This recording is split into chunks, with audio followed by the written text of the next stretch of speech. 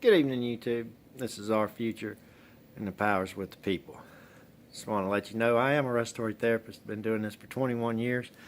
I've been kind of all over the place doing this. I wanted to show you our equipment room here. So we want to talk about COVID-19 for a few minutes. And first thing I want to say is does it look like there's a ventilator shortage? There's not. Okay, as a matter of fact, we're running less ventilators right now than we would normally run. And that's because people are just staying home. They're not having elective surgeries. I want to talk about the numbers and the criteria that goes into what a COVID patient is, or a patient under investigation, what's also called a PUI. Basically, right now, and the way it has been the last couple of months when they locked us down, is that any patient that came in with a respiratory problem was labeled COVID. Now, that doesn't matter if it's you got stage 4 lung cancer and pancreatitis and heart disease and liver failure and everything else. You're still, because you come in with breathing problems, you're labeled a COVID patient. Now, we have one lady that could do the testing at first that would go, those tests went to the CDC. Only one person was qualified to test that for the whole place. So several of these patients under investigations were never tested, and maybe they died or whatever. Then they would die of COVID and not of stage 4 lung cancer or these things. This is clear that this is what's come out. Every single patient that needs one of our pieces of equipment here, any of this, if they need any of this stuff, okay, then they are a rule out COVID. And these tests have taken as long as 2 or 3 weeks to get back. We're finally getting what they claim. They've been claiming this for a month, but we're finally getting in-house testing. That's going to change the game, and I think that's what's going on at most places. And what that also means is that now you're going to see the numbers either go up or go down.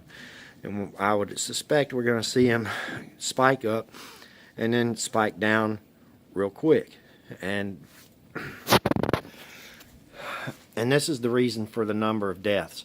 So you have to recognize that if every single patient is under COVID investigation and dies, then that goes into a COVID death. And they're showing the numbers like a football game to scare you. They're showing you loading bodies into a tractor trailer to scare you. I've never in my career ever seen bodies loaded into a tractor trailer. It just doesn't happen. I wonder if those were even bodies. I really don't believe it. All of this stuff is fake. Okay? Look at our ventilators. And let's talk about ventilators and why there would be a shortage of ventilators. Well, this is non-invasive ventilation here, CPAP or BiPAP. This is a mask that gets strapped on you, and we can help you breathe with that. We're not allowed to use those. Okay? We're finally opening up to where we can use them a little bit, but for the most part, since COVID came out, they said absolutely not. That's going to cause the virus to spread all over the place by spraying aerosols everywhere, and so we can't use it. You have to let the patient crash and go straight to a ventilator. Okay? Traditionally, that's not the way we would treat a patient. We also have aerosolized medications, bronchodilators. We're not allowed to use those either. So everything that we would traditionally do, we're not allowed to do. Every patient that comes in, no matter what their history, is labeled a COVID under investigation. So if that patient dies, that becomes a COVID death. Okay, so there's a lot of weird things going on when it comes to the testing itself. I've been looking at this for about a month now, but you can also look for yourself. They were open about it on CBS News the other night. They're not testing for a virus. Like if you get sick, you go to the hospital. Traditionally, you get tested for flu A and B. Flu A, by the way, is H1N1, the one that killed everybody in 2008. They'll test you for RSV. Those are actual viruses that they will test you for. This COVID test is different. They're testing for an RNA sequence from a reaction to the virus. And look this up. Please look it up. They're not testing for a virus. There's not one test that tests for a virus. Okay. Then they put it in a PCR. It's a PCR test, which means it amplifies it. So if there's any one little shred of that RNA sequence from a damaged cell in your lungs or in your nasal passage, you're going to test positive.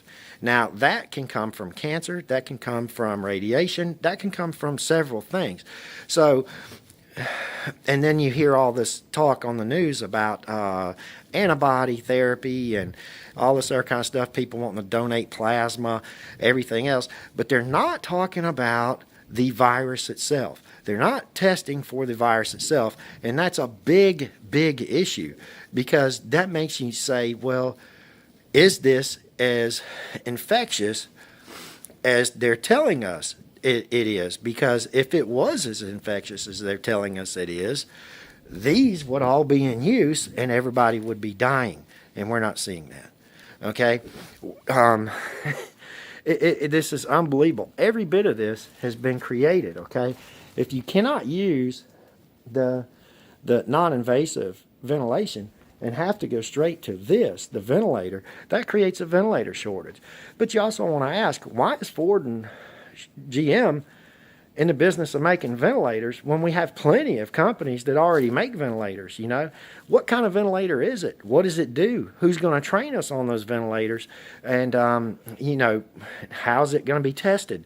And then, what is the cost per ventilator that the United States is paying Ford and GM for these products that really aren't obviously needed?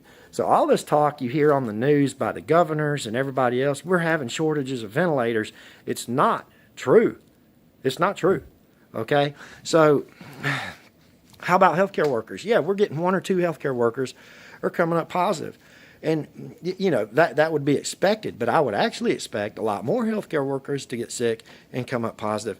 And we've had some extreme contamination issues from patients that didn't show any symptoms, wasn't a patient under investigation, and then all of a sudden came up positive, and none of those healthcare workers came up positive, got sick, carried a fever, or anything else. Just to show you real quick, here's my PPE that I have to wear. Sorry. Here's my PPE that I have to wear. There's an N95 mask in here and a face shield, and of course we got some gowns and stuff, but we're going wearing this for 5 shifts minimum before we can get a new one. All right, so I'm contaminating myself every time I put this N95 mask and the shield in this bag. It's contaminating. It's contaminating over and over and over again, and then I'm putting the mask on. Okay, I'm still here. I'm not sick, and nobody else is either, except with the exception of 1 or 2. If you look at the areas that these people are in, where the hot spots are, like such in Georgia's Albany and Atlanta, you really have to say, well, why are all these places happening in these condensed areas? Well, I truly believe this is something else that's causing this. All these patients have comorbidities. They're all older, the ones that are, in life-threatening situations. And the mortality rate is really not that low. So if you actually look at what's going on compared to H1N1, H1N1 was a million times more scary than the COVID-19. When it comes to vaccination, you cannot vaccinate yourself really for a sinus infection. It's just not going to work. You can't vaccinate yourself for every little human element that there is. People are going to get sick. What traditionally happens with viruses such as this, if this is a virus, and I'm not so sure it is, but you're going to have a real spike such as in SARS, Zika, H1N1. You're going to have a spike, and then it's going to lose its efficacy, and it's going to drop, and the mortality rate's going to drop. I mean, the people that get really sick is going to drop, so you have this initial little bang, and then it drops off. That's what a virus normally does. I'm not completely convinced this is a virus, and I've been doing this a long time. Do your own homework, do your research, but the equipment should speak for itself. Does this warrant shutting down the country? Does this warrant $6 to $10 trillion in economic stimulus just for this country? Does this warrant all these things that are being put in place? I mean, does this warrant the trillions lost? Does this warrant locking everything up? Beaches, hiking trails, tennis courts, the bars, restaurants, pool halls, schools. Does this warrant this? I really don't think it does. Not even close.